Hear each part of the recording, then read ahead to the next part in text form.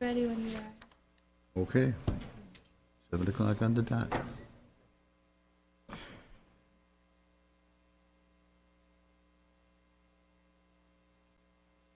Good evening. Welcome to the March 8th meeting of the Town of Victor Planning Board. We'll start as we do always with the pledge to the flag. Allegiance to the flag of the United States of America, to the republic for which it stands, one nation, under God, indivisible, with liberty and justice for all.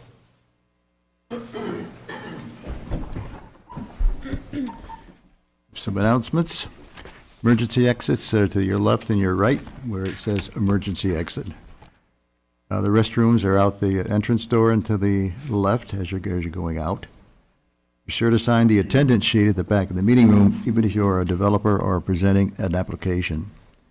There are business cards at the back table next to the sign-in sheet to take with you if you wish, with the email address and phone number for the planning department. Also on the back table is a copy of the resolutions that will or may be read tonight, along with the agenda. Please turn off your cell phones or put them on silent. If you have to take a call, please take it out in the hall. And that goes for conversations too. If you have to talk to somebody, please do it out in the hall. No meeting minutes? No, that's right. I think we'll table that till the next meeting. Okay. Any correspondence? Any boards here? Nope, okay. The legal notice for the public hearings appeared in the Daily Messenger along with under review signs being posted on the subject parcels. Postcards were mailed to property owners within a minimum of 500 feet from the location for the initial public hearing date of each application. For applications carried over, please refer to the Planning and Building Office. With regard to the public hearing, speakers are requested to limit comments to 3 minutes and will be asked to conclude comments at 5 minutes. First item on the agenda is Bristol Garden Growing Greenhouses, and this is a public hearing. It's still open. It's 37 SP 2021. It's located at 7432 State Route 96. The owner is SASRMS LLC. It's zoned commercial light industrial. It's tax map number 15.00-2-20.120.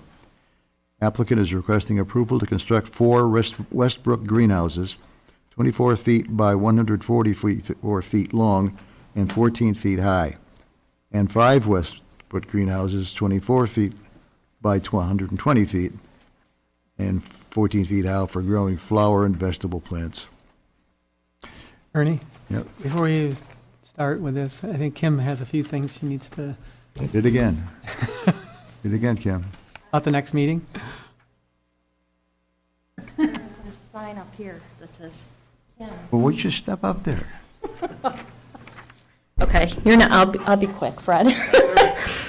Your next meeting is going to be March 22nd with a public hearing for Rotosh Pole Barn at 1373 School Road. Applicant is requesting approval to build a 40 by 40 foot pole barn. Second public hearing will be for Dish Wireless at Baker Road, 90 Baker Road. Applicant is requesting approval to install antennas, ancillary tower, and ground equipment on an existing wireless facility with no change to the height or ground space. Third public hearing will be for another Dish Wireless at Brownsville Road. Applicant is requesting approval to install antennas, ancillary tower, and ground equipment on the existing wireless facility. And we carried Delta Sonic from tonight's meeting. That'll be on your next meeting. Delta Sonic Car Wash, 7463 State Route 96. Applicant is requesting approval to demolish the existing building and to construct a 13,000 interior detail building located on Route 96, a 10,000 square foot exterior building car wash with a 3,000 square foot prep hut. And a sketch plan application for Stonebrook subdivision at 1403 East Victor Road. Applicant is requesting acknowledgement of a complete application for a clustered subdivision of 85 lots on 100 acres in the town of Victor. And that's it. Okay. Thank you, Kim. Kim, in addition to that, I just wanted to mention that Labella Associates, our civil engineer, will be here to discuss with the planning board and present to the planning board Pump Station 7 over there on East Victor Road in 96. So you'll get a little more information about the status of that sewer pump station. Good, thank you, Wes. Yep. Okay, now you can get on. Good evening. Thank you. Fred Shelley from BME Associates representing the applicant. Mr. Tom Santa is in the audience today. He'll be able to field any questions that I may not be able to. The applicant is requesting site plan approval for the construction of the greenhouse facility as referenced by the Mr. Chairman at 7432 State Route 96. Just for the board's information, the proposal has been modified, and one of the buildings, the current proposal is for a total of 4 120 by 24 foot buildings and 4 144 by 24. So one of the buildings was removed from that, basically to better fit the development onto the site. The updated plan sets submitted for the planning board review were revised in response to the review comments that were received from the town staff and then the Ontario County Planning Board. And we also did receive some comments from the New York State DOT. As indicated, we did remove one of the 120 by 24 foot greenhouses, and we've included on the site plan the coordination of a 14 car parking spaces along the southerly boundary line that's where there's an agreement with the Thirsty Turtle owners for expansion of their parking lot if required. Minor revisions to the stormwater pond include installation of a roughly 2-foot high berm basically along the ring road that goes along the pond, and that's to accommodate the additional flows that will come from the greenhouses and discharge into the stormwater pond. Under existing conditions, the stormwater pond functioned, we'll say adequately. It contained the 10-year storm, but when we increased the flows to that, we needed to raise the elevation of that to accommodate that. The outlet pipe will remain as it is. That does not need to be revised. However, we have proposed an additional spillway on that to allow for discharge of any additional flows out of the pond. The berm will provide a 1-foot minimum freeboard during a 100-year storm event, and the resulting flows from the site, from both the greenhouses and the other areas of the site, will be reduced from existing conditions in the neighborhood of 18 to 20% from existing conditions. The plans were prepared and written responses were provided to the town, and the comments that have been addressed included town engineer comments, the code enforcement officer, the fire marshal, conservation board, Ontario County Planning Board, and as stated, the New York State DOT. The plans also have been revised to include accommodations or directions for the owner to limit the migration of site materials into the state right-of-way.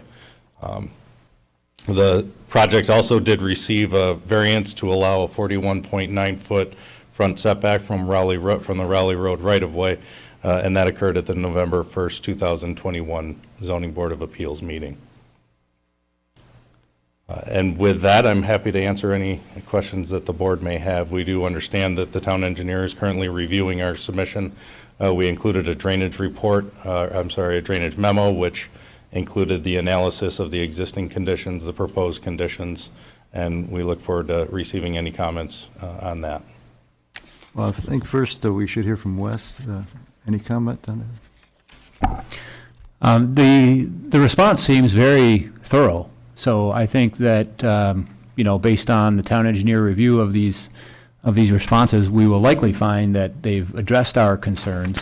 And Mary, our stormwater expert, is taking a look at the responses as we speak, and we should be able to provide an update memo in the next few days. So. Anybody from the board have anything? Start on this side. Al, anything? No questions. Hey, Joe? Yeah, I'm interested to see where the parking spaces are that you're suggesting for Bristol's or for the Thirsty Turtle. Yes, it'll be on the right-hand side of the map. We did provide a shaded area there and delineation of 14 spaces.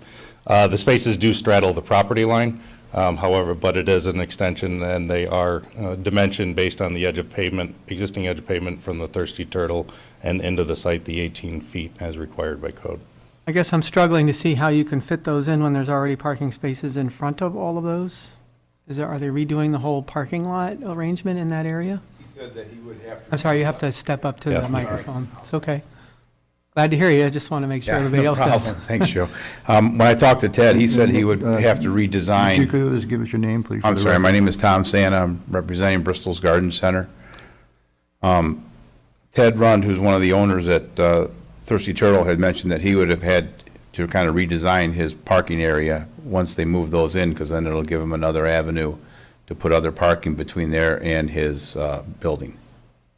I'm looking at the aerial, the latest Google Earth aerial, which does show his current layout with that expanded. And literally, those spots are right up against or into those 14 spaces, and I'm trying to understand how they can assure that that will all fit, I guess, in reconfiguring their parking lot.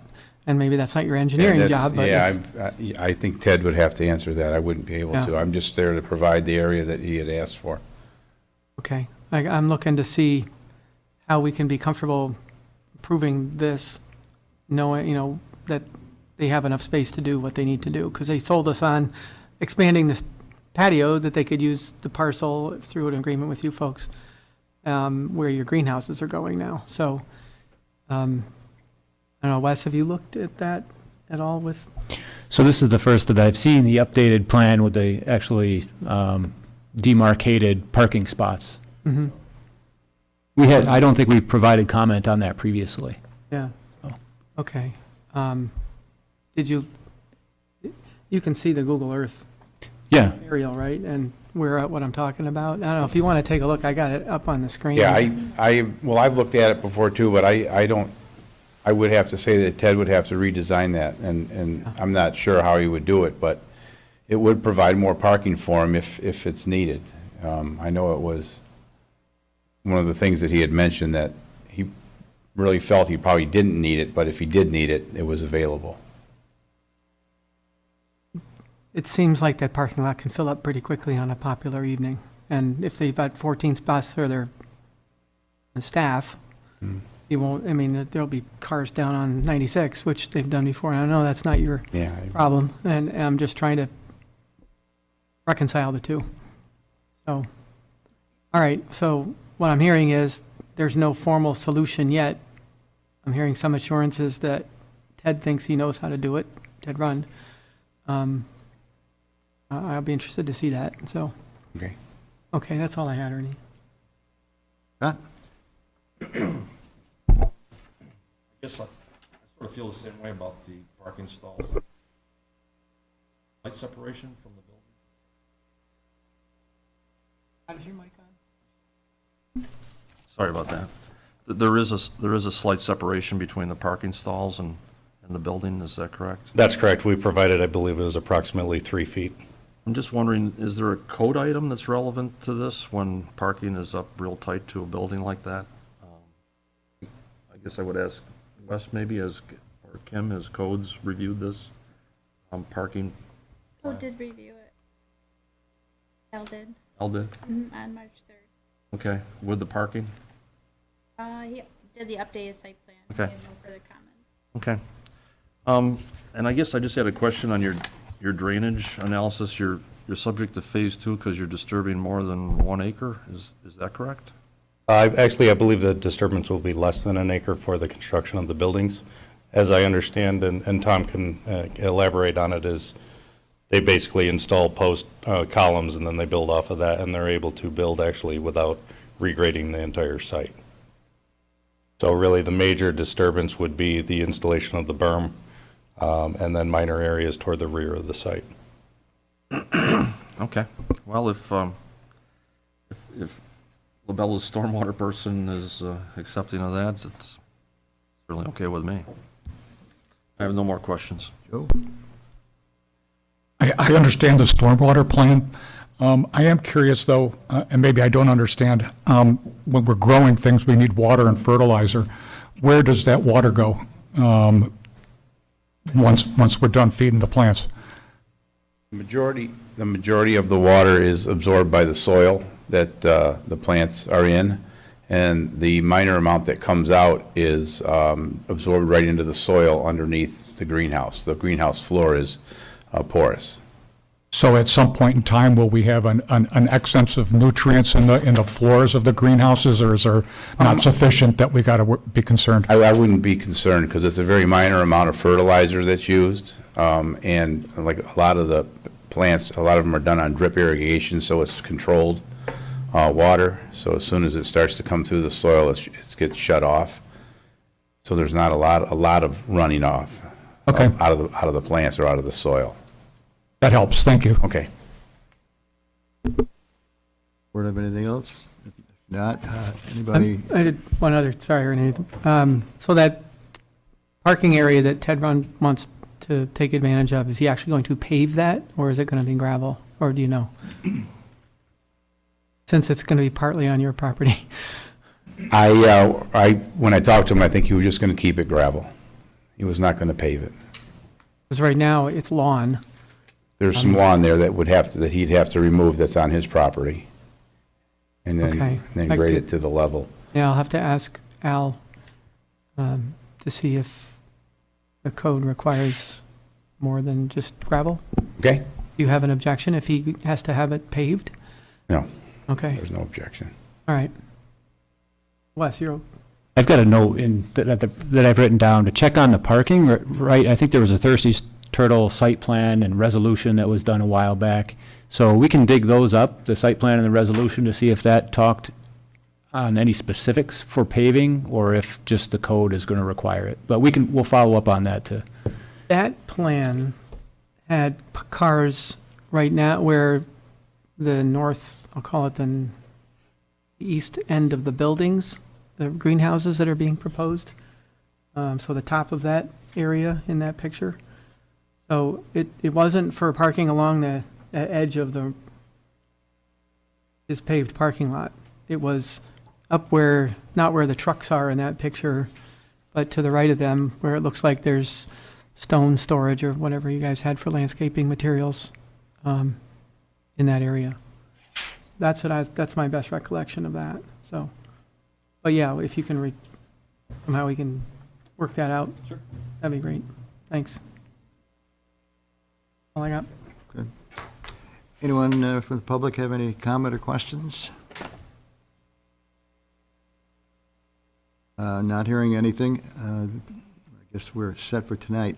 We're going to have to get that other information, review it, and maybe at the next meeting we'll have a resolution for you, hopefully. Thank you very much.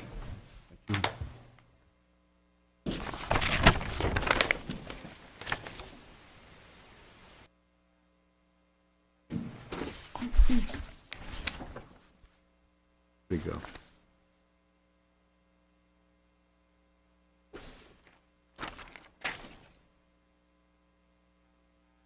Next agenda item was going to be the Delta Sonic, but that's been put over to the next meeting.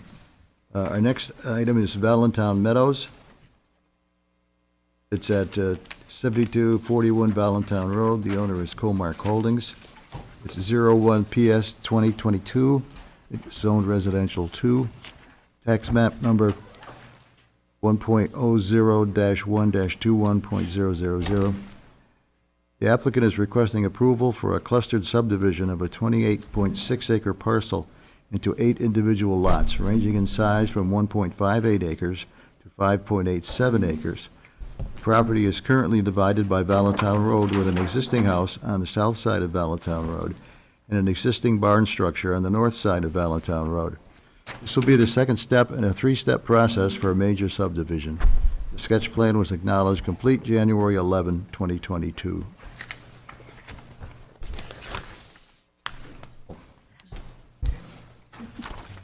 Just had it. Good evening, my name is Brennan Marks, with Marks Engineering, representing Comark Holdings. So, I think you guys are still all familiar with the application. If I need to go backwards, I can. But we've received comments from the town staff and as well as the town engineer, and we've been able to address those. And then also we heard some comments in the last meeting regarding the Valentine Road, the traffic and the site distances. And so I've made some changes to address some of these concerns. We acknowledge the concerns of maybe some of the residents in the area, but also we acknowledge that that's not a problem of the proposed driveways as much as it's a problem of the horizontal site distance for Valentine Road around this curve. So what we're proposing is a fix not only for the subdivision and the entrances that we propose, but we're also proposing a fix for the site distance on the road, which will better the traffic and make this road safer. What we're proposing is the removal of vegetation and the embankment along this inside edge of the curb on Valentine Road. This vegetation is some older growth cottonwoods and some low shrubs about 5 to 6 feet high. And then also there is an embankment there that comes up approximately 5 to 6 feet as you come off the right of way. So what we're proposing is the removal of vegetation along the inside edge of that curve to allow for the 450-foot site distance around the curve. So if anyone has to react when they're driving down Valentine Road to, say, a deer or a car, they'll have time to react.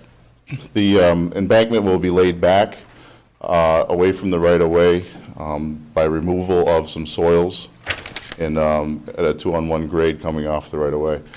So not only are we improving the site distance for the proposed driveways, we're also improving the site distance around the curve on Valentine Road, which should make traffic safety, should improve traffic safety. Other discussions were had at the last meeting about relocation of driveways. The locations driveways we've picked are based on a few things. One it was pointed out that that point might be the safest point to enter into the highway, the Valentine Road, and that is the safest point that we found. There's also a stream that comes through the site which has a environmental restriction on it. The town of Victor says there's no impervious area within 75 feet of a Class C stream. So this stream here was not able to be crossed, and it's also, it promotes the environmental safety of that stream. So, and then this is an existing entrance. It's an old barn entrance that also has the best site distance. And then there was also discussion of bringing this entrance, which is the lot 1 and 8, down here on the, closer to the lot entrance to, or I should say across the street from lot 2. Again, there's that Class C stream, which is right along here. We want to maintain that 75-foot buffer as per the Victor Town Code. So what we're proposing is the best locations for the driveway access based on traffic safety and environmental issues or environmental sensitivity that is outlined in the town code. And I think there was some additional comments from the town of Victor trails. We have met with the town of Victor trails, hiking trails, cooperation, I don't know, if the association, right? I don't know if they're actually a legitimate group or not, but they did walk this site and they were outlined some points of the site which were of interest, mostly in this back area. We did address the comments that they provided. They were requesting somewhat of maybe up to 5 acres of access onto the private property. The owner of the property is not interested in providing 5 acres of a 30-acre lot. There was some compromises offered for reducing the encroachment into the rear of these properties. What they're doing is accessing it from the Rinaldi's property to the rear and the power lines to the rear. So instead of coming as far as this, as far as a third of the way into lot 5, we were proposing maybe coming in up to 100, 150 feet. So we're convinced that we can work through that with the hiking trails through final approval if this board's willing to go forward with preliminary approval tonight. Actually, there was also a proposed trail on lot 8, which was over here, but then again, this is private property to the east. And we'd also be willing to work with the Victor hiking trails if they could provide some type of a master plan document for the trails rather than just requesting access on private property without any type of plan. If they could provide a maintenance program together for these trails, so that, and also how they enforce or restrictions on private property, and also there's an insurance issue. If they could provide that, we would be willing to talk to them. At this point, that we have not seen any of that information. David? Yeah.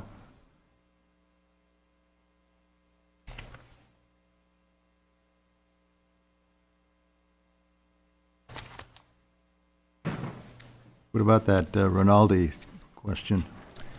David Wright, 33 Ketchum Street, and Chairman of Victor Hiking Trails. We have been incorporated as a 501c3 for 30 years, so we're proud to be a recognized organization in Victor. For the record, we did go Saturday morning and walk the property with Adam Wright from Victor Parks and Recreation. He's their new trails manager, if you will. And there were 3 or 4 of us from Victor Hiking Trails, as well as a representative from the developer. Adam pointed out that it's very difficult to hike straight up a hill, and if we were to follow the northern property line of lots 5, 6, and 7, that's basically what you would be doing. So I got my little pointer here, so I don't know if it goes far enough. We have another pointer? Should be one up there. Ah, that's better. So that little V shape there is what we walked. The point of the lower edge of the V is basically the high point of that hill that you can see from the road. And so even though this is a very small little trail, we were looking at the future where this could be used to connect over to the Seneca Trail, which is this existing red trail that basically runs from the town line with Perrington all the way south to the town line with East Bloomfield. And these are also some future trails that we've been looking at. This is an existing trails that is part of the Genesee Land Trust that we have recently completed. For reference, this is Mary Frances Bluebird Haven. This is Monkey Run. These are trails. This big fat guy is where the gas line currently goes. And in the 2019 master plan for Victor Parks and Recreation, this is a proposal for a future trail to connect from Victor Egypt Road over to the Seneca Trail. So, you know, these are not in any, they're not reserved or anything. They're not in any plans. They're just kind of like future plans that as these areas get developed, this would be opportunities to make connector trails, to connect trails to existing trails and trails to parks. So this little section here, it's ideal because it's close to the power lines, which is not ideal, but it gets you into the woods off the steep slopes that are underneath the power lines, and it's not very interesting to be walking through a managed meadow that is underneath the power lines. That will always be like that under the power lines. And so we're looking for opportunities for the community to enjoy and get exercise and go out and watch the birds, and that's basically why we thought that would be an opportunity for a trail. And I understand the builders' resistance to have it anywhere near existing homes or future homes, and that's also our desire. We don't want to be walking through somebody's backyard. But if you're out there, you see that the top of the hill is mainly low trees, low bush, and we're not looking to clear the top of the hill or anything like that. All we're looking for is a single track trail that would be suitable for multi-use, for hiking as well as mountain biking and cross-country skiing, those kind of things. So if you have any other questions while I'm here? Well, you're going to have to work this out with the builder, correct? I can't hear you. You have to work this out with a developer. Oh, yeah, no, absolutely want to work with a developer. Yeah, so come to some agreeable compromise that would make it a usable trail, not straight up the hill, not right on the property line, but give us a little leeway so that we can make it manageable. And so, Okay. anyway, we've always wanted to work with the developers because basically either we don't or we don't have a trail. Right. Yep. I don't know if, while I'm here, any board members have any questions for me? Yeah, I asked Wes to see if he could bring up the plan on lots 4, 5, and 6. Shows, I think Lisa may have sent it yesterday or today. As one of the package of a bunch of documents. This one here. That one. And I did forget to mention that we're not looking for a revocable permit from the landowners. We're looking for a town trail easement so that the town would be able to be responsible for the trail. They would be able to maintain the trail. They would be able to supervise the trail. So we're kind of like an advisory group for the Victor Parks and Recreation, but they would be the ones that would want a trail easement. Is that in their budget right now?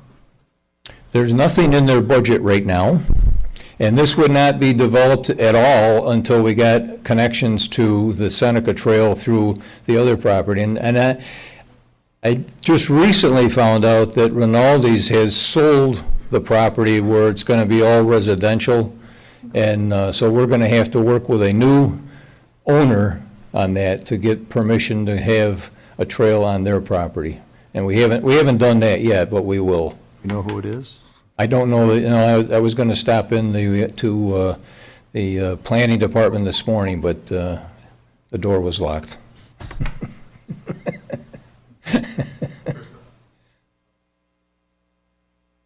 Employees only. I'm not seeing it.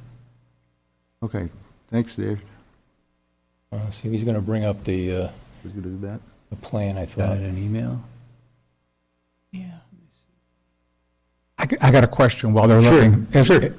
All of this area is a conservation easement, so we're going to be denying the potential homeowner the use of his land, and that he's going to have bicycles and... No, the landowner, even though it's conservation easement, the landowner still owns it, they still have some things that they can do with it. They can't, Very they can't limited. put a building on it, they can't cut down all the trees, but, there's many examples of town-owned or town easements within conservation easements. Is it usual to run through or that deep into somebody's property? Isn't it more usual to go along a property line? It all depends on the lay of the land. I mean, if it's a swamp, we're not going to walk on the border line, on the property line. If it's too steep a hill, we're not going to be going along the property line. An example that just was done recently was the apartment buildings proposed on Victor Egypt, or on Main Street Fishers with Morels. And they have, several apartments as well as single-family homes proposed there. And in that case, it made sense to go around the perimeter in basically the backyards of those properties, but still within the conservation easement. The terrain allowed And for the that, terrain so is what allowed it, yeah. that dictates a lot of where you choose. Exactly, exactly. We can't build a hill straight up, I can't build a trail straight up the hill. Thank you. So that's Wes brought up the document I was referring to, and this, I'm assuming that, and that's my Well, we letter. were looking at coming in somewhere in this corner here, and again, we gotta get permission from the new landowner that's proposing all of these. I don't know if they're apartments or single-family homes, but whatever you guys approved the last time. So and this little creek, that's that same creek that comes through. So we would access from the road in this corner here, and then you can tell by the topo lines, if you follow this property line, you're going straight up the hill. So we're looking to, follow a contour line to get up to this area, and then we would come out and join another major trail that would run east-west. So there's a concern about having to go dip that way deep into their property. Well, this right here is the highest point, Yep, and we did walk from this area, we walked out to that high point to see what the view of the vista would be. And it does make it more interesting if you have an opportunity to follow around in a circle rather than a straight line. And so that's what we were looking for. And if you're down here, you can't see up there. The hill is steep, and there's a lot of brush between there. And right now it's winter, and you couldn't see down to the fields. You could see over to the hill on this side, but you couldn't see any of the field down in this area when you were standing up there. so the only thing I wanted to point out was, right Yep. in here, this is the high point you were talking about. Yes. And there's another high point here, but there's a saddle right in here, and if you just, instead of dipping way down into the property, Oh, no, we weren't Cut across. proposing, that blue line there, we weren't proposing to go anywhere near that. We would stay north of the high point. so you're within less than 100. Yeah. This And- area- And you're right, there is that little valley there that's wet, and so we have to avoid that as Right. well. And, I mean, right here, you're climbing up the hill, and also, this blue line is what I interpreted as, the desired path or something that could be done. No, not anywhere near that far south, So, no. Come into this area here, so if you can wander basically along the line by going in and out a little bit with the contours through that saddle and up, you can, just barely you're dipping into the property rather than going much further right. to the, Yeah, and then we don't want to come down in this area here because it's wet. We want to stay somewhat close to the property line until we get up into this area here, and then we were just looking to go to that high point. all right. Well, it sounds like you can work something out with them to keep it as close to the property line as Yeah, and possible. I would hope so. And as like I said, we're not planning to do anything until there's a possible connection to other trails. And you're basically talking about a town trail easement, It would be a town trail easement for sure. and it would just be a certain strip where the trail Right. would go. Right. It wouldn't be like that whole block of property No. north of no. a certain spot. Right. What about parking? Parking would be at, right now, we currently have parking at Valentine, and you can access the Seneca Trail from Valentine, or across Turk Hill Road at the plaza that has Bed Bath & Beyond in it. The back parking area there is where we currently park if we're going to hike on the Seneca Trail. Yeah. So we wouldn't be looking for, parking spots on the road. That just doesn't make sense. Anything else from the board for David? Thank you for your time. Thank you. Anybody else on the board have questions? I got a couple questions. Hey, Scott? I wondered if I could ask some questions about the drainage. Could you tell us about the drainage plan for the project?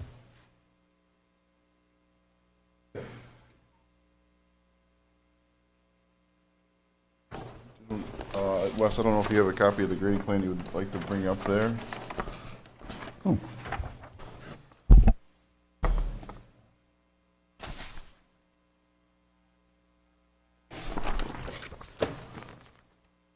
You want me just to summarize it, or did you have specific questions? Well, I'm looking at your plan, and I don't, nothing's really jumping out at me, so that's why I was asking the question. Is there treatment, is there stormwater treatment on each of the individual lots, or how are you?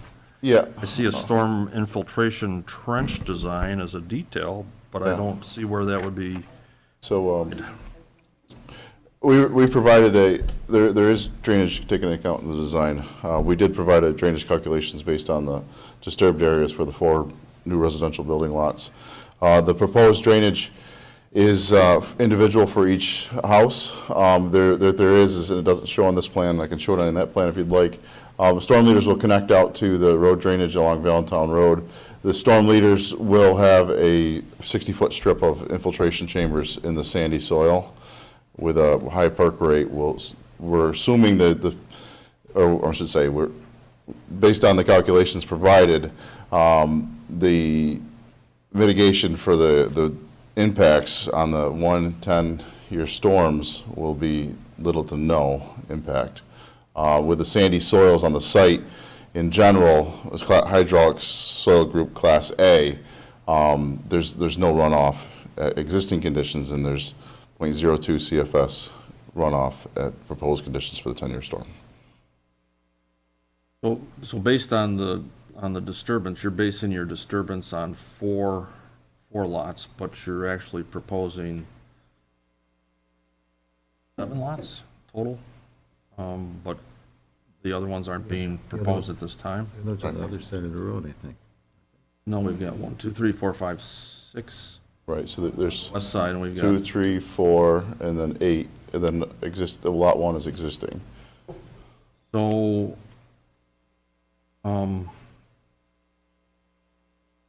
don't know, I guess I would leave it up to the town engineer to, go into further detail on the stormwater. I was just curious what you were doing. The remaining lots of the rear, we just show these as a potential building lot because we didn't want to propose something that necessarily couldn't be built with the conservation easement and all. But these would also be subject to site plan review in the future, which would be back in front of this board. But in terms of disturbance, shouldn't they be included in the overall disturbance? Is there potential future lots, and are we taking a look at the entire project as part of our approval? Those lots could never be built on very well. If the owners that purchased the front lots, they could leave those as a vacant lot if they wanted to purchase them, or someone could buy it as a recreational lot. So that's, like other towns, like Gorham and whatnot, they request infiltration based on a house plan, right? A site plan that's presented in front of them, they request infiltration calculations and whatnot.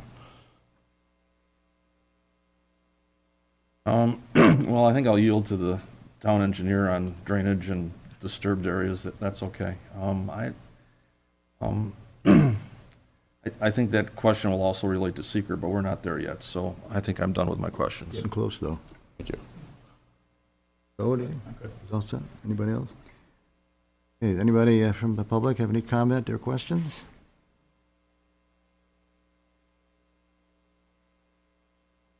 One sec. David Coquit with Comark Holdings. Just with one comment to the trails.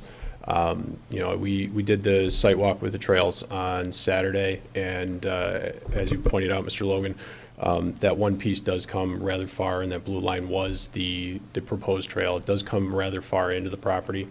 I repeatedly said that we would offer a limited buffer of 50 to 75 feet along the back line. That was repeatedly pushed into that lookout, which has a very steep slope, and the saddle is in my opinion, the best location for that trail.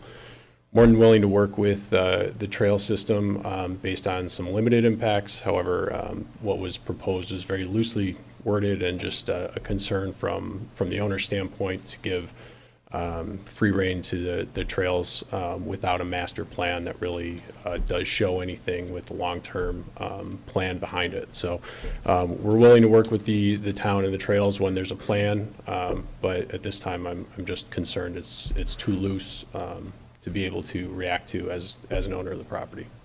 Well, the reason that I had Wes bring that plan up was based on the response that you gave, in discussing the site walk and the discussions that were had out in the field. So it was my impression that that blue line was the trail that was discussed that you had some objections to. And that's why I was looking at it so closely in terms of contours. So if we can keep the trail within the contours that make sense near the property line, it sounds like you're willing to do that. You just wanted to not invade deep into the parcels. Exactly. Is that what I'm hearing? We've made an offer of, up to 2 acres with sidewalk easement along Valentine Road, or the back property line up to, I believe it was 50 or 75 feet encroaching from the I believe the north property line. There was also a stub trail on the south side of the property that was very briefly discussed but never walked or explained. That was in the town comments. That doesn't really seem to start or end anywhere and has no parking. I also saw on the plan that was just brought up here that I have not seen before and did not seem to be referenced anywhere else, that they also proposed along the, what would be the east property border, which was never discussed, and I don't know if that would be on the neighboring property or on mine. Well, so as you just stated, Dave did bring forward kind of a concept master plan showing all the facilities that we already have and the potential in that area. So has been some thought put into why they're asking for this. So if the two of you can get together and at least move that forward, keeping it within a tolerable space, I don't see a problem that you had, I don't see that you have a problem helping them out, but in a limited capacity, that's something that can work. So, Dave, So, sounds like that works for you? Okay, thanks. thank you. I just had one more question. Go ahead. Relative to the clearing that you mentioned that you were going to do on the hillside there, did you get a confirmation back from the engineer as to whether that would take care of the problem? We received the comments yesterday. Oh, okay. So we put together the plan to clear the vegetation late yesterday and prepared that, sent that to the town today. I have not heard back from Wes yet. Okay. I just wondered how that. So with regard to the soils that you're going to be removing as part of the, to improve site distance, do you by chance know the volume of soil that's going to be moved and where it would go? Limited. It would, and most likely it would go across the street. Then it depends on the excavator at the time, right? It could be hauled off, but most likely would be placed on the other side of the street where we're going to put a driveway in. And my thought is that it's Okay. gravel soils, so it's probably going to be useful for fill. Okay. All right, thanks. And if I had to guess a volume right here on the spot, I would say 2 trucks, 25 yards. Okay, thanks. I could just address the sidewalk on Valentine. Okay. That didn't come up in the discussion, but I don't want to speak for the town or for Parks and Recreation, but I don't believe they have any intent to put sidewalk on Valentine Road. They do have in their 2019 master plan improvement for roads like Valentine Road that are 2-lane town roads to widen the shoulders for bike lanes. And I think that'll happen in the future, but there's no, I don't believe there's any intent to put sidewalk on Valentine Road. So just so Okay, clear. thanks. Anybody else?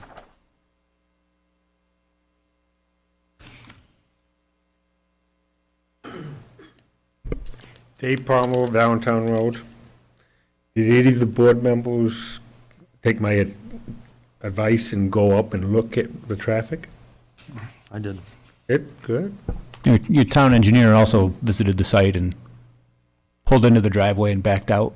Good. Yep. I have a question.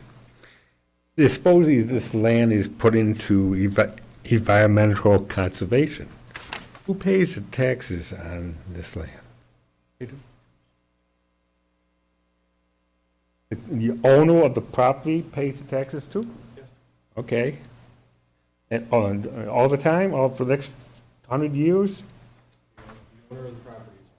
Okay, I was just curious on that. I have a suggestion for you still. Those 2 houses facing on the north side of the road, just for somebody that's lived on the road all of my life. Can you make sure you're speaking into the microphone? Yes, I will Thanks. talk to you. Those 2 houses, 3 houses, one by the barn too, you might want to orient them a little different. I see the deck facing south. In August, they're very hot. People paying millions of dollars for these houses would like to sit on the decks. Isn't that I would assume. something that the homeowner's going to have some say in? I'm just looking at the picture right there. And also, I've lived on the road all my life. I cannot sit on my front yard and talk to anybody. Because you can't hear them over the traffic. It's just something to think about, so. Because quality of life sitting on those decks, when you're paying millions of dollars for these houses, would be something to think about. And maybe you put trees up to cut the noise.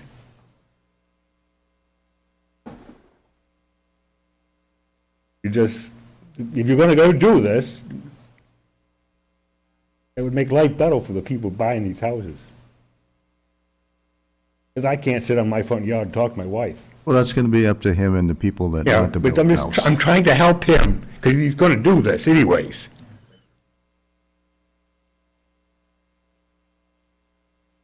Now, question, what happens 2 years from now when he comes back and he wants to put 4 more houses in? Can he do it? Have to face it at that time. We can't do He- anything. You know, he today. cries hardship or something, to make enough money, he wants to stick 4 more houses in? Oh, no, that's in the future. We're not talking about the future, Tom. We're talking about his present application.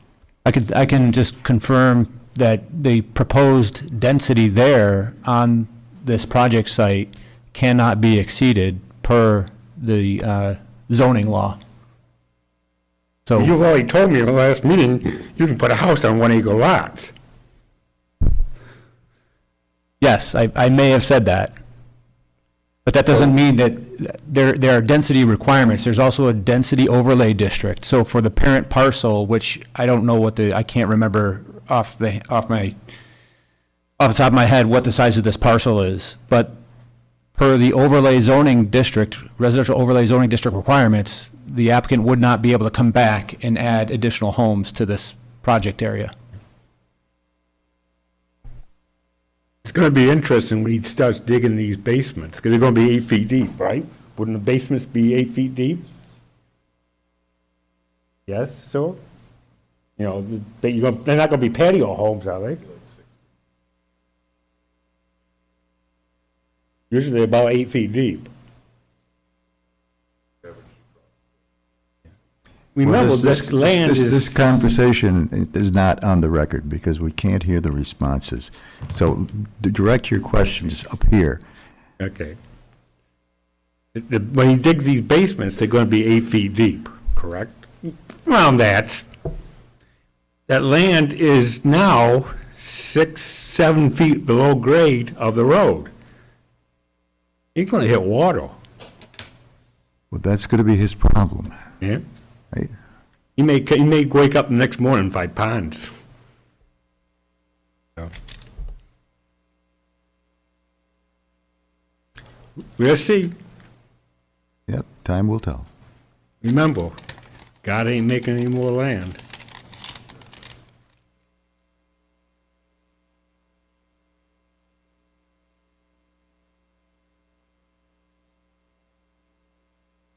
My name is Glenn Thone, but everybody knows me as Cork around town. I have, with my wife and family, lived in Valentine Road. My wife and family have lived on Valentine Road for 60 years. There's always a lot of changes. Within the last 20 years, they took from John Wilston on Valentine Road about 30 feet and gave it to me because they wanted to change the curve of the road. They did that without much hullabaloo through the town board.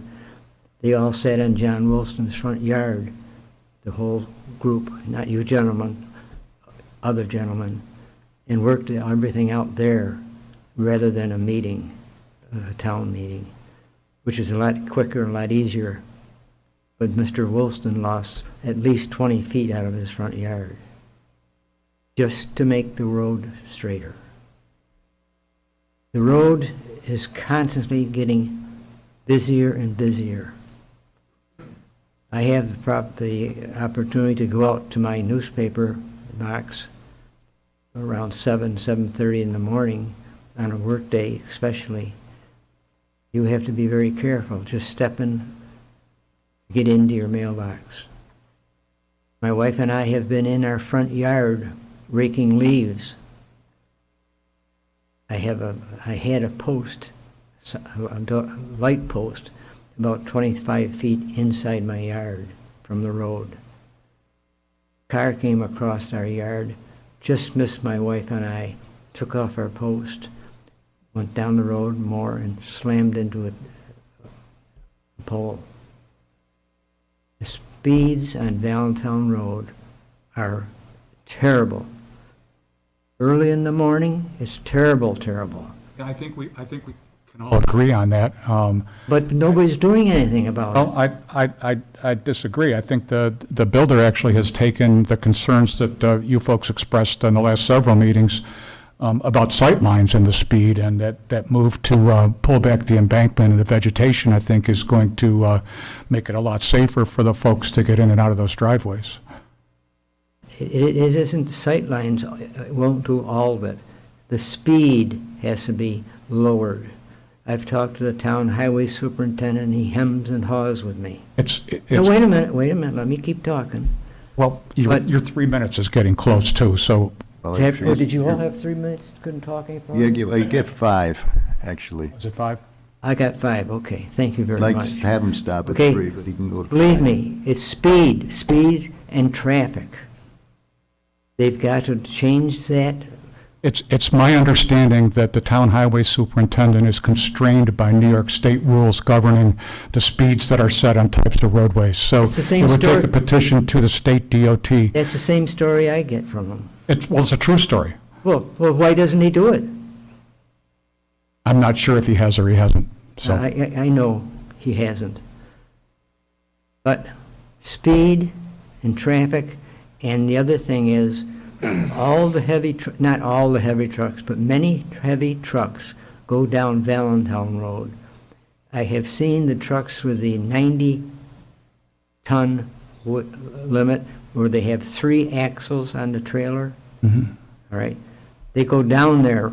Some of them are full, some of them are empty. But High Street is 12-ton limit. Victor Edge Road is a 12-ton limit. There's no limit on Valentine Road. And I can't speak to that. That's beyond the purview I know, of the planning but board. nobody's listening to me. Isn't this one of the places where I can give my Well, your comments certainly are going on record, but our ability to respond and Yeah, but act on it is nil. Okay, but maybe one of you fellows is going to be in the position where you have to make a decision. I'm afraid I'm making an enemy of my town highway superintendent, who I've known since he was a kid. I'd be as gentle to him as I can. But we've got to do something about the speed and about the weight limits. Thank you. Thank you very much. Welcome. I'm just curious, have you taken the opportunity to speak with the town board regarding these concerns that you have with the speed on Valentine Road? I haven't talked to the town board directly, no. Okay.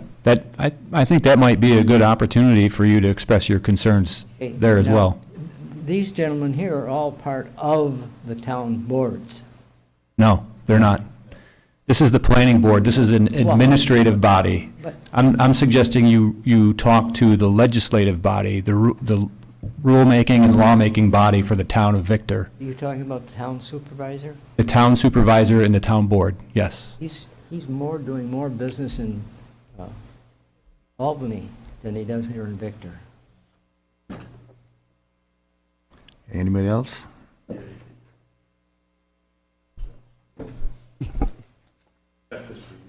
Is it a potato? About something, I got it in writing.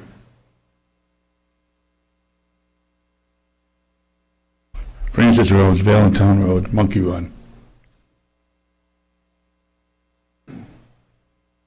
All right.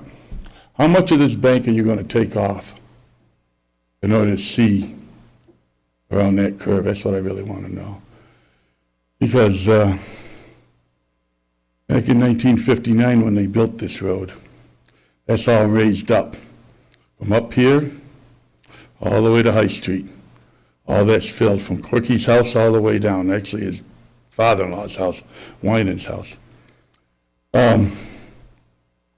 So you propose to take this dirt here, because you're gonna have to fill that in order to raise that up to this road.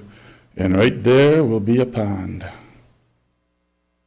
Because right now, the way it runs right down there and it jumps into the creek. You're gonna stop it there. So, I know how things are across from my house, because the town of Victor did the same thing. They promised my father that if they could take this hill here on my property, Dad says, okay, but make it level to my porch. They raised it another 4 feet back in '59. Okay? And we used to be able to pasture the cows across the road. We can't anymore. You can't even walk up it. They made it so steep and the water runs and it's washed. So I was just wondering how much of this you think you can take off to make that site better, that's all. But I still... He said a couple of truckloads. Yeah, well, that's nothing. No, but Couple truckloads is nothing. You know? Because there's a heck of a curve there. he just did that on Willis Hill Road. Did they? Yeah, because with that S curve? Yep. I haven't been there. I've seen some of the construction, you know, but I They haven't seen it all. took Did they some of straighten that- it out, did they? No, they took some of the bank out. Okay, I know. On the right side, as you're On going the east north. side, going north, right? That's right. Yeah. Yeah. All right, so I just, you know, that, and you might run into brick sand in there, because right up there is all brick sand on my sister's property. Got a nice little, when my aunt was a little girl, that was a nice little sand pit for her. So, but I don't know why you can't put a culvert, I know, because you're 75 foot from the creek. But right there, you got a culvert right there across the road right now. So you don't have no 75-foot buffer right there by that house. Because right now, you got a culvert that goes underneath there. That's all. Any questions from you guys? Thank you. All right. Okay, Wes, let it go through the, Well, let me just summarize for you. After the last planning board meeting, I went to visit the site on February 24th and took some photographs and talked with Wade Daly, our transportation engineer. And he looked at the site distances, and we came up with, we drafted that memo that we only provided to the applicant in the town yesterday with our concerns for not each and every instance of driveway site distance, but there were a couple that were of concern. And so as a result, the applicant has provided an updated subdivision plan, which includes some grading on the south side of Valentine Road, which we haven't had the opportunity to thoroughly review and confirm that the site distances are going to be adequate. But we do feel, just a quick informal review, we feel it's probably going to improve the situation. So we did observe some of the traffic flow that was out there. It happened to be in the afternoon, around 3 o'clock in the afternoon. And we observed I observed the speed of traffic going by and that sort of thing. And I certainly understand, the public commentary about the concerns of traffic, and the cars that, some of them may speed, and there's not much the planning board can do about that.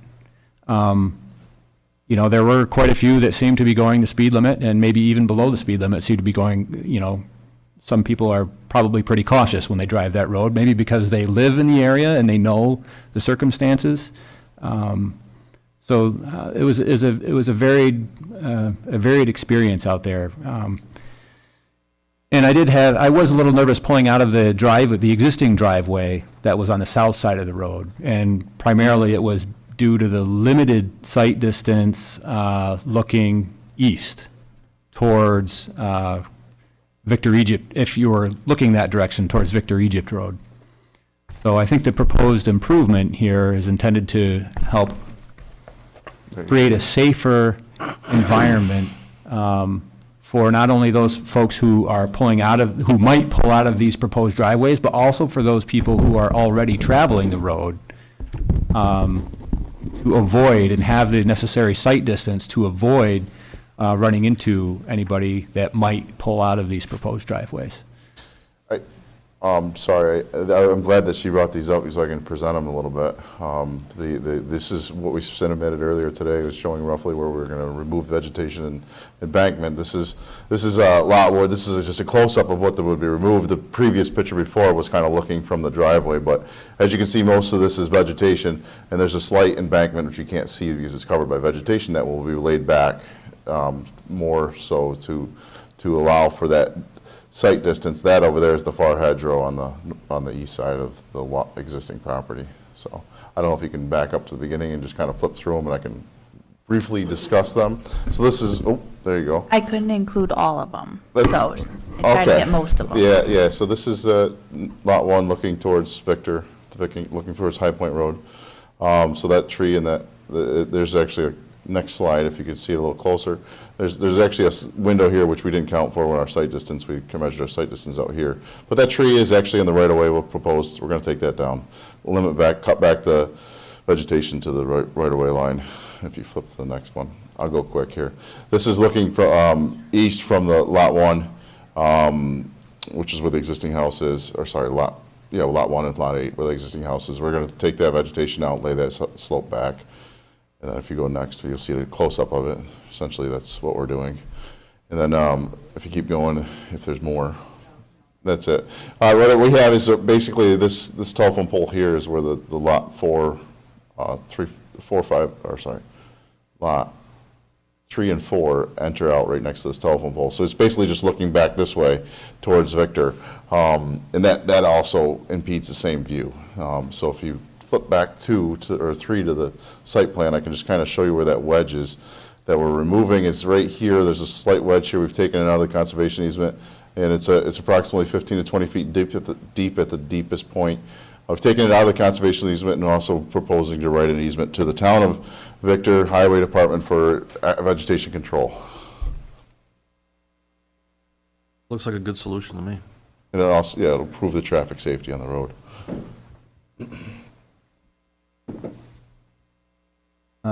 So it's mostly vegetation that we're talking about, not Yeah. grade. On Willis Hill, they took vegetation and soil out. That's a steeper slope there. I ran a profile on that 500-foot sight line. So what the removals are, the dash line is existing, the solid line. Yeah. Up to. So 3 foot at the highest point. Tapering on either side, so. Profile on that site.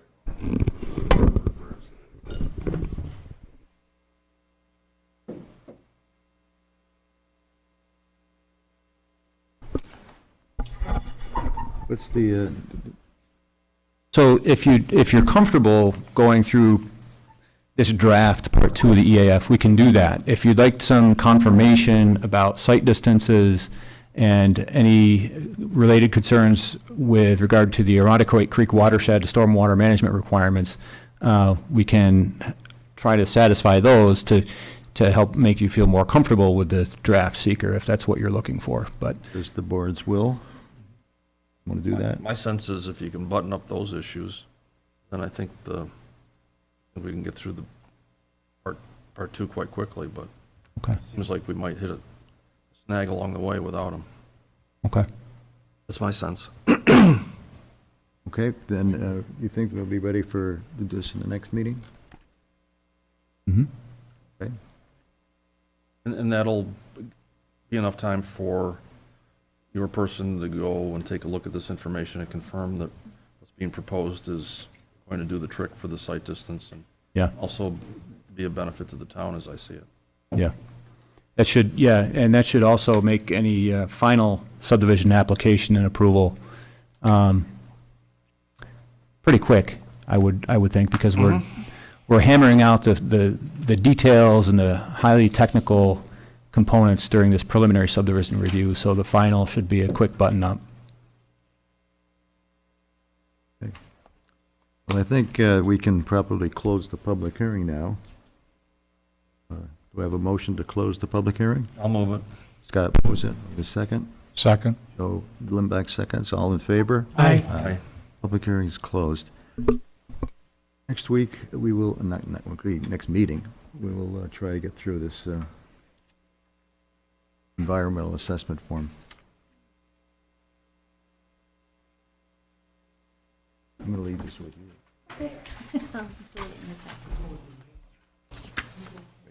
Thank you. Site distance.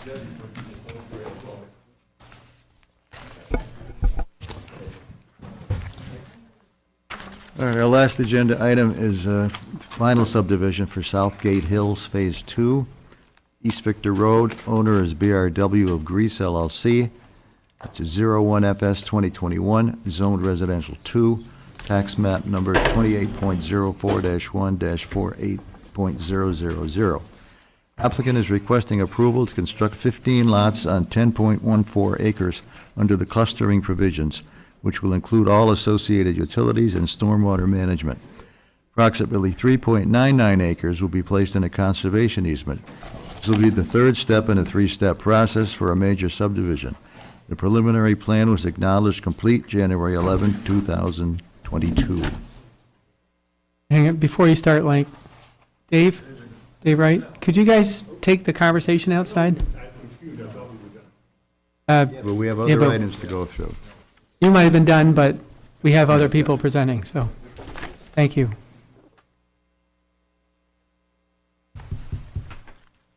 Okay. Thanks, Link. Good evening, Link Swedrock, BME Associates. Jerry Watkins is also with me with Reedman Companies. BRW of Greece LLC is the applicant. This should look very familiar to you. We've gone through sketch, preliminary. We're here to request final tonight. All the conditions of your preliminary approval we've been working with addressing since the last time we were here before you. Sidewalks all the way to the Auburn Trail. We've worked, we got road names, we could change the lot numbers to continue the lot numbers from the last phase. We've started grading work out there, and we have worked to address all the staff comments. I believe we've provided written responses to all the comments, and we've buttoned up all the staff comments. We did receive Labella comments. We provided written responses to those. A lot of them were regarding the trail design, which they hadn't seen because we had to go out and do that design since we were here last time. But we can address all those comments, and we feel comfortable with making sure we can get those addressed as a condition.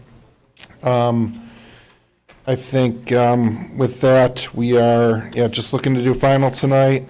Everything is consistent with what you've seen. Really, the only changes to the plan have been to address staff and board comments. And I guess with that, we'll just keep it short and sweet and see if you guys have any other comments about the application at this point. Well, I would just bring to your attention that although the D and C standards may allow the planning board to waive the sections requested by BME for Southgate Hills 2, the Fire Code of New York State indicates that a fire apparatus access road is required prior to construction materials being on site. That means that the road is required to support fire apparatus under all weather conditions. It's the town's understanding that as of last week, the contractor that is doing the grading of the site could not get good compaction results because of the soil conditions. They decided to cease operations until site conditions improve. They have moved off-site and temporarily stabilized the site. And that's from codes. Yeah, I was gonna, if it was all right, I was gonna sort of do the final approval first, and then if we want to talk about that, the code request second, or I guess we can, got to do it all as conditions of approval, I guess, so. All right, so yeah, what we understood was that we were requesting the waivers for the first 4 lots off of East Victor Road because they have fire access apparatus from East Victor Road for the first 4 lots. Was the initial interpretation we got from code, correct? So we were asking for the waiver so that we could start construction on the first 4 houses along East Victor Road. And the reason we're asking is because they're looking to move their construction crews right from Southgate 1 to Southgate 2 to keep them here on site. So that's new to me. I didn't hear that comment before, but the reason we made the request was because we thought we could request it to build the first 4 lots along East Victor Road, because East Victor Road would provide the access. Well, we just got it today, too. Hot off the press. So, okay, but that was the reason that was the reason for our request, because we reached out to code and we thought we could get the waiver to build the first 4 lots. And it's really just a construction timing is the reason that we're asking for the waivers. And I'll let Jerry help out with me. Jerry Watkins from Reedman. In addition to the East Victor Road, if you look on the map at the top of that, we have a stone road put in, which will be used to access to the pond in the back. That is also in. It's 9 inches of stone, capable of carrying the town trucks when they have to do maintenance back there. And as Link said, in our first section right down the street there, we have 28 lots. Everything is sold except for the model, and we have a spec house going up. Everything else is gone. And with the pandemic, it's been really hard to get contractors and get in their schedule. We used to be able to build a house in 4 months. Now it's 6 months. And what we're trying to do here, we do have some pipe work in to help the drainage that flows from the south to the north, so that got in, but we can't get compaction of the soil right now. So what we'd like to do is hold off probably till late April, early May, before we would go forward with these 4 houses. But that would allow us to take the contractors at the other site and get in their schedule now that we would have the ability over the next 6 weeks to do so. You know, it's crazy out there with scheduling. We used to be able to get kitchen cabinets in 3 weeks. Now it's 17 weeks, and we're just trying to keep things rolling here. All these houses that we would start, the 4 houses, we would not sign contracts on them. They'd all be spec houses. And we'd just like to get a little relief so we can keep rolling here. We have another 10 lots across the street. I heard Wes say that Pump Station 7, there's going to be some action on that. We've been delaying on coming in before you for the other 10 lots, but Link got the paperwork today to start working on that. We just got a hole in our shoe here to keep things rolling here. Have we had any feedback from the fire department about the viability of granting you the waiver? We haven't heard from them. I talked to Al Benedict. He was going to talk to them. There is a hydrant right across the street from us, so we're within 300 feet of that hydrant for these 4 houses. Could you point out the 4 houses you're talking about? Is it 4 deep or the 4 closest to East Victor Road? 2 in on both sides of the road. Okay. Yeah, the ones you're identifying there. The four closest to East. The problem is that the soil that we want to move is at the cul-de-sac. We've got to move it toward the middle, and the middle is, The cuts in the cul-de-sac to fill in the middle. and we can't get compaction, so. Are you going to be able to get compaction at all? Oh, yeah, when it dries out, yeah. Yeah, we've had geotech studies done on the property.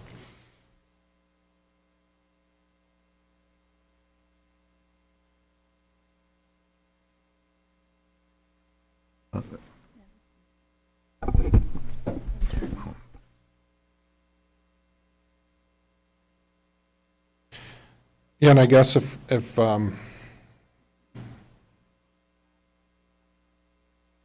guess if the planning board's okay with it, I mean, the ultimate decision still comes down to codes, whether they issue a building permit or not, right? If they're comfortable with issuing a building permit for those 4 lots. But because our understanding was they said, we got the hydrant across the street. As long as we were within that proximity to East Victor Road, we were meeting the fire requirements. Do we have something in writing to that effect that we can fall back on? So I have an email here from Al Benedict, February 28th. He's talking about the section from the Design and Construction Standards, 4.1 C22. The following conditions must be met prior to a building permit being issued. Road-based sidewalks if applicable, all public utilities and all drainage be installed. The planning board can waive these requirements except for the installation availability of public water, as this is a part of the New York State Fire Code. And as I said, there's a hydrant right across the street.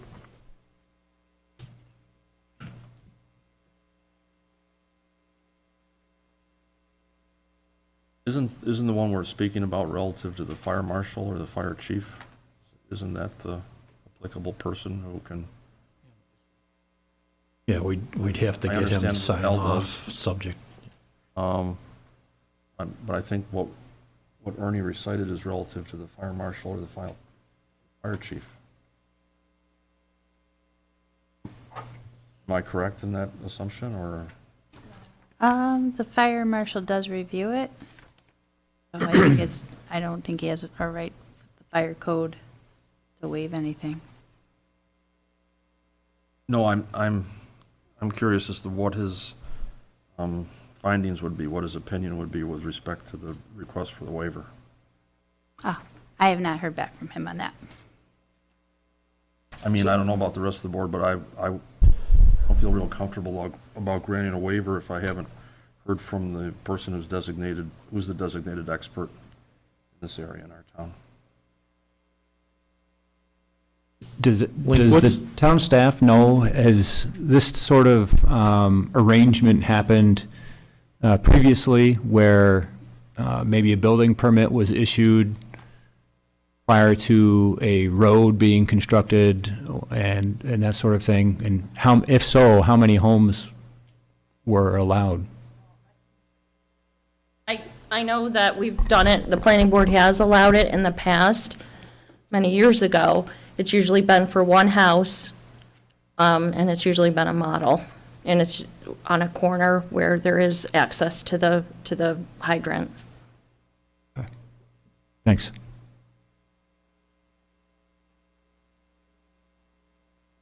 Well, I don't know what the board think about that. I don't know. Could you live with two houses?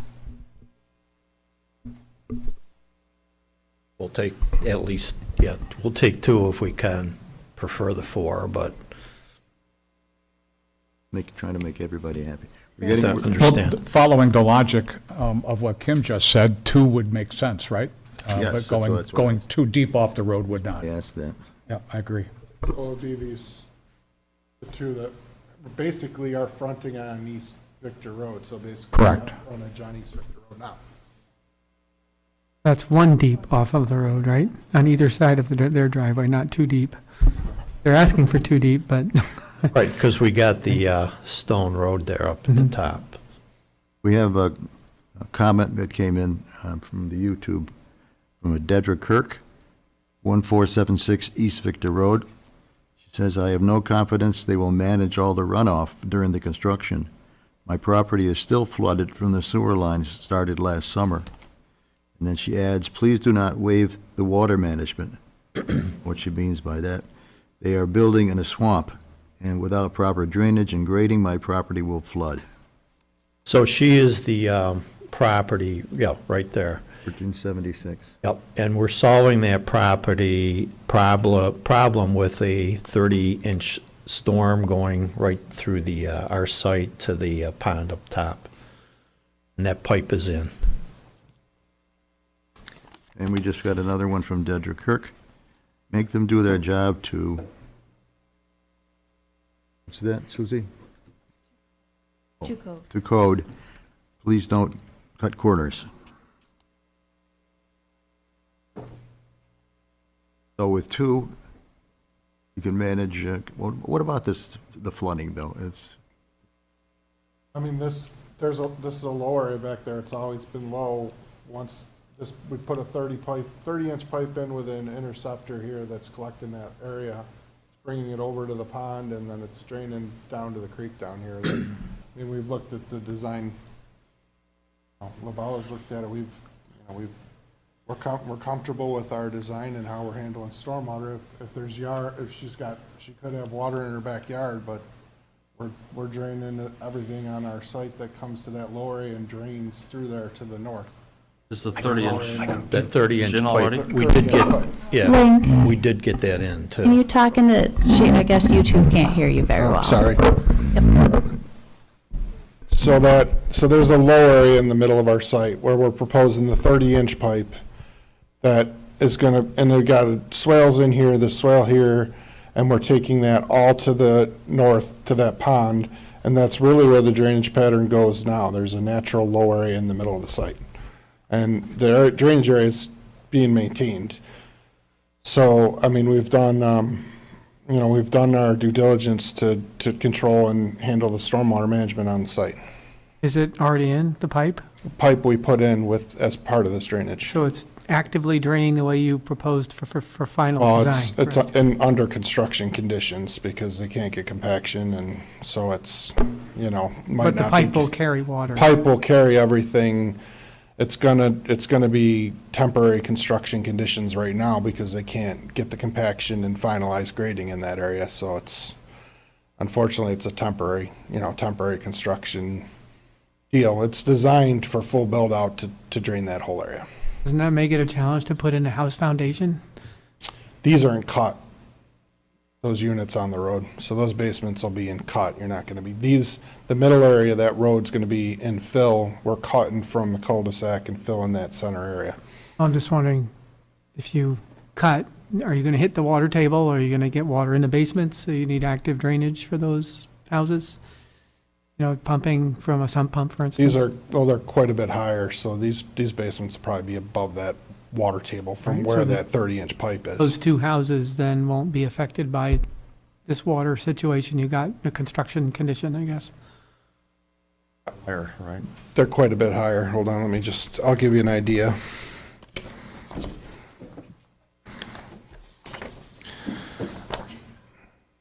So sorry.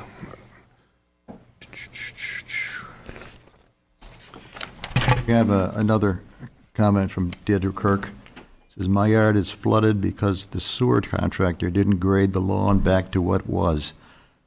The manholes are underwater all the time." It's a different project. It's the project across the street. That was for Blue and it's the offsite sewer. That's the sanitary sewer along East Victor Road, not the drainage in her backyard, just to clarify. Yeah, it sounds like it, and she needs to speak with, Will that 30-inch developer. pipe, though, impact her backyard positively? Will that take care of some runoff from her backyard as well? It's designed to collect that whole area. Thank So you. it's designed as an inlet, it's at 853. The rear of her backyard is around 856 or so, so it's So gonna it'll be slope lower to that inlet? to slope towards that inlet. That inlet's at 853, and to answer your question, Joe, the walkouts on the buildings along East Victor Road are at 858, so 5 foot higher.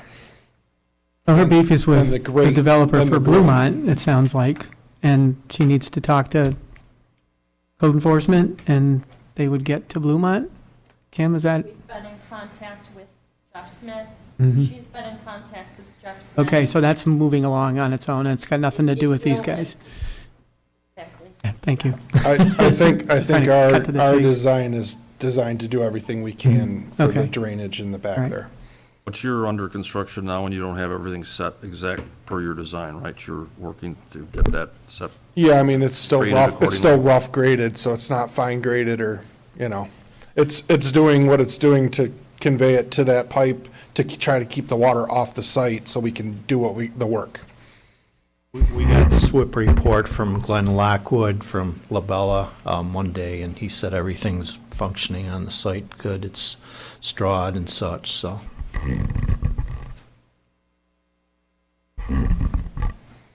Anything else from the board? No? Anything from the public? In that case, we'll entertain a motion to close the public hearing I don't think it was a public till hearing. final. There's no public hearing. It is open. Don't think you need a public hearing. Valentine Meadows. Could I just confirm the waivers that are being asked for in the final? You've got I noticed there's a waiver here for the I have downspouts, is that right? That's one of them, rear downspouts? rear downspouts, section 4.1.C.22 is the road-based public utilities and drainage facilities. 4.1C23 is that prior to the issuance of a building permit, the town engineer must inspect the public sewer and determine that connection is appropriate. So those were the couple waivers. Need a waiver for access to driveways, other driveways, based on our code. Driveways, I'm I mean, a little lost. entrances, what is our code? We have access Connection, are you management. talking about connection spacing standards? Access management in terms of the entrances and the prescribed distance that it's supposed to be based on the speed limit. We usually. For driveways? Well, no, for the entrance of the subdivision. Oh, connection spacing for intersecting roadways. I think we find in many instances that that's a waiver that we need to issue. Let me look. I know it's in our code, and then there's another manual that was issued.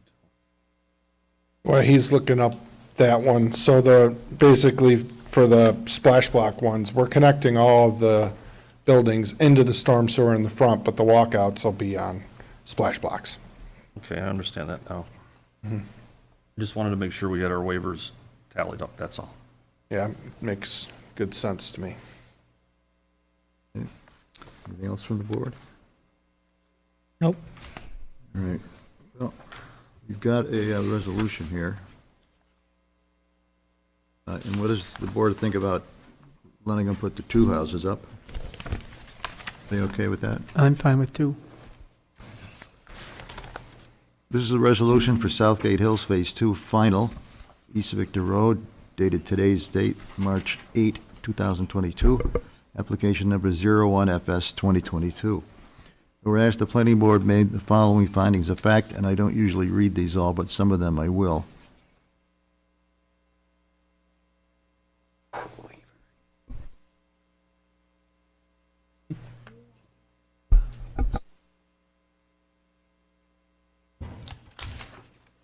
This is number 8. The town engineer has previously advised that sanitary sewer pump station 7, PS 7, located at the corner of East Victor Road and New York State Route 96 is at capacity with the approvals of the Bluemont Rise subdivision and Victor Jeep site plan. An updated evaluation was conducted by Labella Associates between October and December 2021 using pump run times from January 2020 through October 2021. Labella assessed pump station capacity, existing flows, and projected flow rates. Within the near-term build-out of Southgate Phase 2 on the west side of East Victor Road, 15 lots only, along with other approved projects under construction, Bluemont Rise and Victor Jeep, PS 7 would be at capacity, considering the station is well-maintained and ongoing construction results in no increase to extraneous flows, with, like, for instance, inflow and infiltration.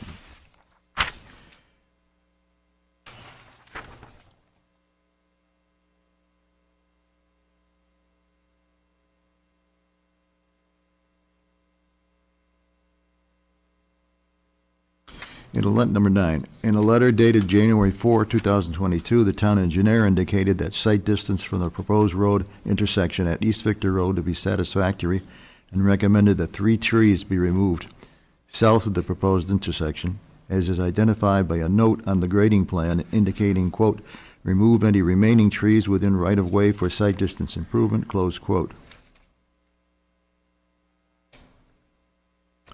Number 10, the subdivision involves adjustment of the current East Victor Road right-of-way, whereby the town will be conveying a portion of the right-of-way to the developer.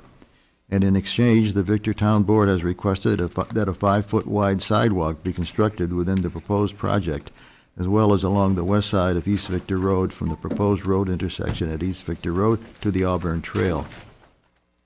Now therefore be it resolved that the planning board hereby issues a waiver to section 2.7.9.2 of the Town of Victor Design and Construction Standards so as to allow for rooftop drainage from the rear of the proposed homes to be discharged onto splash blocks, where the design and construction standards generally requires all roof drainage to be conveyed into the storm sewer system. However, in no instance shall drainage from splash block impact adjacent property. However, in no instance shall drainage from splash block impact adjacent properties. Now therefore be it resolved that the final subdivision application of Reedman Acquisitions, LLC, major subdivision entitled Southgate Hills Phase 2, drawn by BME Associates, dated January 18, 2022, received by the Planning Board February 1, 2022, Planning Board application number 01FS 2022, be approved with the following conditions. Conditions that must be met prior to the chairman signing the final subdivision plan. 1, that no final signatures will be given on the plans until all legal and engineering fees have been paid as per fee reimbursement local law adopted November 25, 1996. 2, that before the planning board chairman signs the approved film originals of the developer should submit 2 copies of electronic files to the town. Copies of electronic files shall be forwarded to the town engineer to confirm that the data on the electronic files is the same as the approved subdivision plans. 3, that Section 4 standard approval conditions for all subdivisions, major and minor, of the design and construction standards be met. 4, that the comments in a letter dated March 7, 2022 from Labella Associates be addressed. 5, that all conservation easements show placement of markers on final plans. 6, that a 5-foot wide sidewalk be depicted and constructed by the applicant from Southgate Hills 2 subdivision along the west side of East Victor Road to the Auburn Trail. Conditions that are ongoing standard conditions that must be adhered to. 1, that the major subdivision comply with the Town of Victor design and construction standards for land development, including Section 4. 2, 2-year maintenance bonds shall be provided by the developer to the town for all improvements to be offered to the town for dedication. Maintenance bonds shall be written by a surety licensed to do business in New York State, and they shall be in the amount of 10% of the final construction cost as determined by the engineer for the town.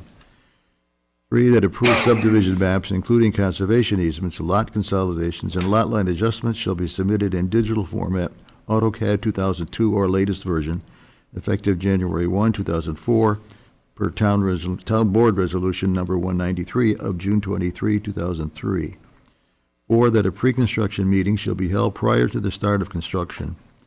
5, should an underground stream be encountered during construction, the developer is to address the encroachment and impact of the underground stream to the satisfaction of the town engineer.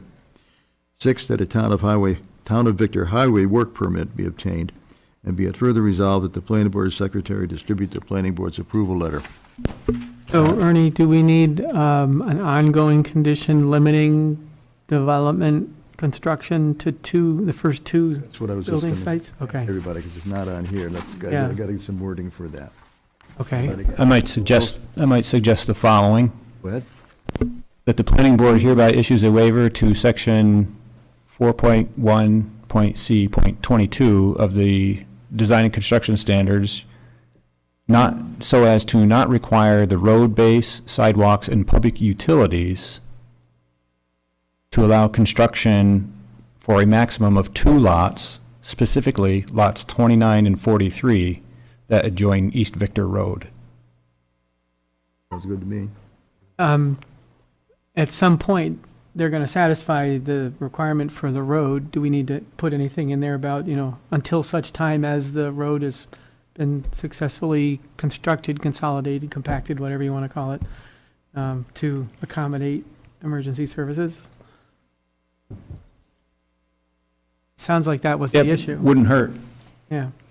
Because they All can right, do you the want- 2 houses, but at some point, they got to be given permission to build the rest of them. And the way we do that is to make sure that the road then has been constructed and inspected that will support emergency equipment.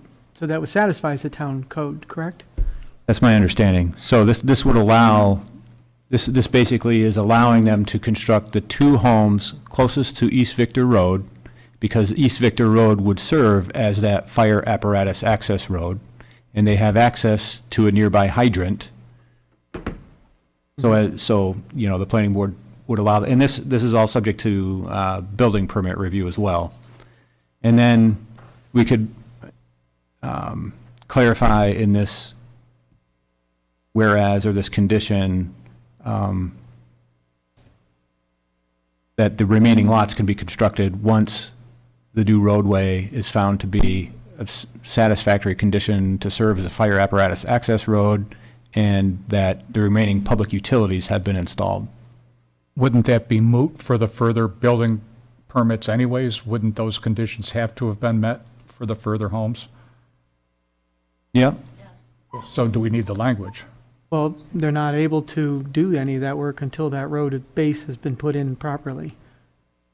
And we're giving them permission for the waiver of just those two buildings, once they come in and, But they So couldn't, that- they couldn't get a building permit approved for the further houses if all the other conditions. This condition will only apply until building permits could be issued for the.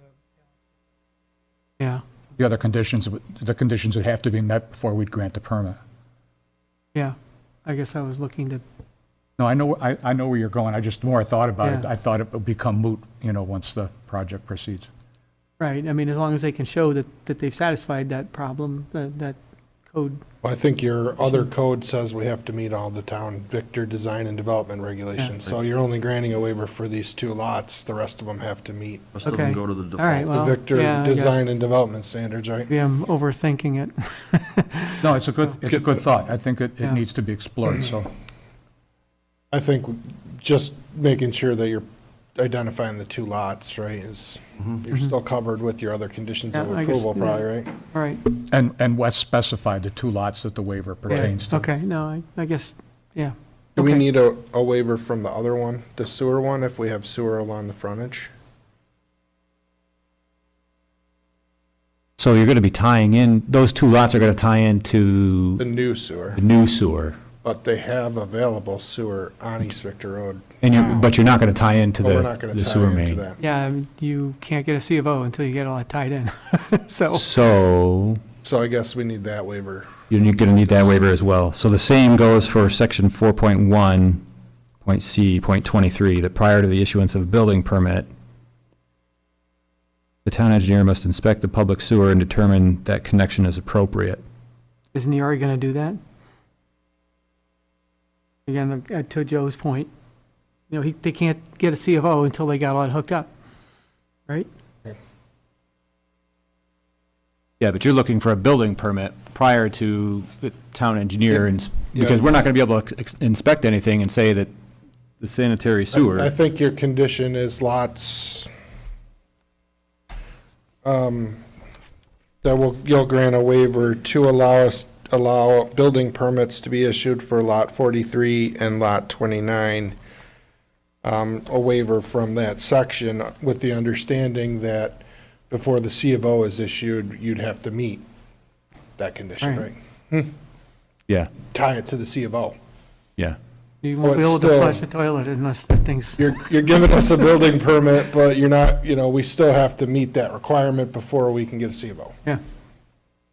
right? So I don't know if how we need to Yeah, word you're that. not gonna get a C of O without Right, without the sewer, so.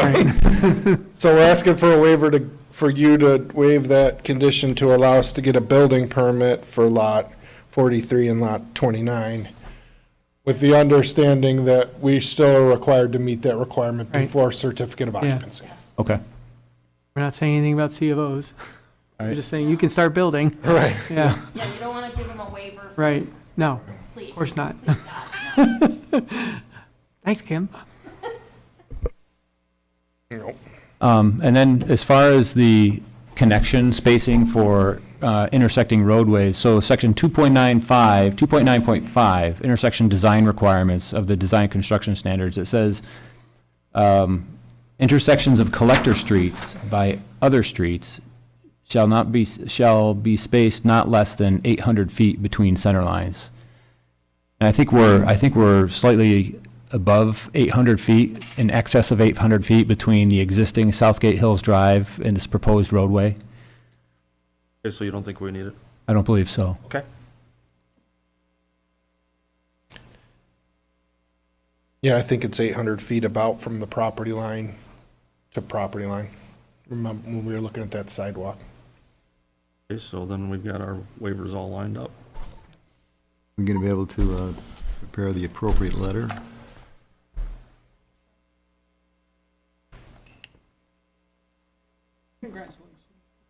You just gotta vote on it now. I'll make a motion as amended, Ernie. Second. Okay, Joe Logan makes the motion. Joe Limbeck seconds it. All in favor? Aye. Aye. Okay. Thank you. That was easy. That's what you think. I tried to go easy, but it's, thank you very much. Sure. Move to adjourn? Oh, how about that? Joe Limbeck moves to adjourn. I'll second. Scott seconds it. Get the momentum going this way. All in favor?